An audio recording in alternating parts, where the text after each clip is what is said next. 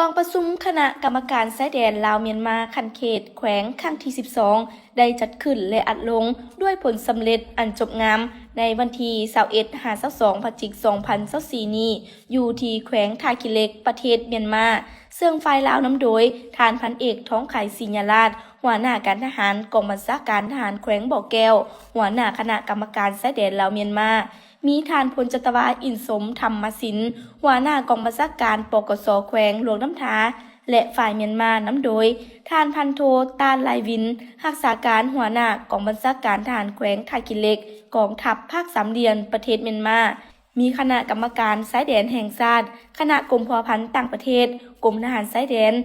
กองบัญชาการทหารตำรวจแขวงบ่อแก้วหลวงน้ำทากองพลที่3และแผนกการที่เกี่ยวข้องตลอดฮอดคณะผู้แทนทั้ง2ฝ่ายเข้าร่วมกองประชุมครั้งนี้แม้นได้รับฟังการรายงานสภาพการโดยสังเขปจากคณะผู้แทนทั้ง2ฝ่ายในการจัดตั้งปฏิบัติการประสานงานที่ผ่านมาทั้งเป็นการแลกเปลี่ยนความคิดเห็นข้อมูลข่าวสารและปรึกษาหารือการแก้ไขปัญหายาเสพติดร่วมกันระหว่าง2ประเทศลาวเมียนมา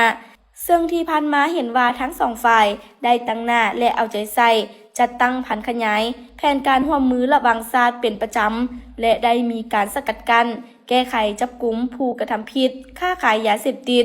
ปัญหาคนเข้าออกเมืองแบบผิดกฎหมายการก่ออาชญากรรมข้ามชาติค้าขายมนุษย์อย่างต่อเนื่องเฮ็ดให้บริเวณชายแดนมีความเป็นระเบียบเรียบร้อยดี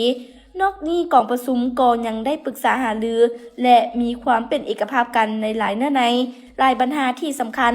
อันเป็นการประกอบส่วนสำคัญเข้าในการแก้ไขปัญหาต่างๆตามชายแดนลาวเมียนมาลาวให้ดีขึ้นเป็นก้าวๆซึ่งเป็นกิจหมายประวัติศาสตร์ที่สำคัญอีกครั้งหนึ่งที่แสดงให้เห็นถึงนโยบายของรัฐบาลและกองทัพ2ประเทศลาวเมียนมาในการแก้ไขปัญหาปรากฏการณ์ย่อท่อต่างๆตามชายแดนลาวเมียนมาซึ่งเป็นสัญลักษณ์หนึ่งที่สะท้อนให้เห็นถึงการพัวพันร่วมมือที่สนิทแน่นของเจ้าหน้าที่2ฝ่ายแน่ใส่สร้างความกังวลและย่านกลัวให้แก่กลุ่มคนบดีตามพื้นที่และมีความยำเกรงต่อหน้าที่กฎหมายบ้านเมืองก็คือกฎหมายสากลเพื่อเฮ็ดให้การต้านและสกัดกั้นขบวนการค้าขายยาเสพติดของ2ประเทศก็คือ2กองทัพลาวเมียนมานับมือก้าวสู่ล่วงเลิกที่มีความไว้เนื้อเชื่อใจซึ่งกันและกันเพิ่มทวีการแลกเปลี่ยนประสบการณ์ข้อมูลข่าวสารร่วมกันแน่ใส่เฮ็ดให้ปัญหาปรากฏการณ์ย่อท่อเขตชายแดนลดน้อยถอยลงเทื่อละก้าวในโอกาสนี้คณะผู้แทนทั้ง2ฝ่ายก็ยังได้ลงนามเซ็นบทบันทึกความเข้าใจร่วมกันอีกด้วย